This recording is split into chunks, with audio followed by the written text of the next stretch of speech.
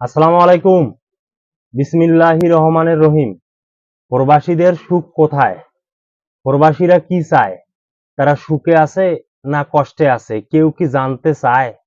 প্রবাসীরা কার জন্য প্রবাসে যায়? সব প্রশ্নের উত্তর এখানে পাবেন। একটু ধৈর্য ধরে। আমাদের দেশের যে অবস্থা, জনসংখ্যার ভারে হেলে পড়েছে।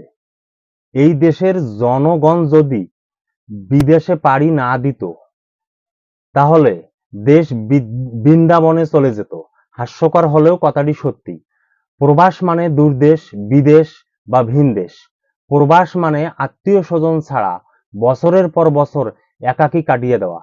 প্রবাস হচ্ছে দেয়ালবিহীন কারাগার। প্রবাস হচ্ছে হাজারো দুঃখ কষ্টের মাঝে বিরামহীন জীবনের সাথে যুদ্ধ করা।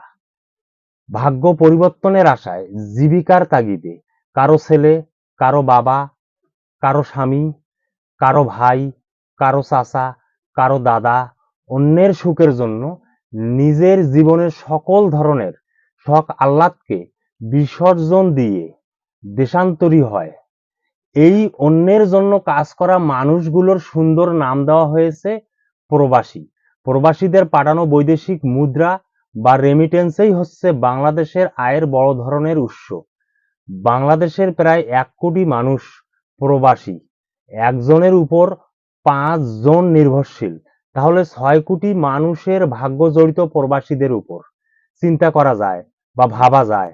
মাস যায়, বছর যায়, পরিবারের সুখের কথা চিন্তা করে প্রবাসীদের ঈদ, পূজা, পরিবারের সাথে আনন্দ, ফুর্তি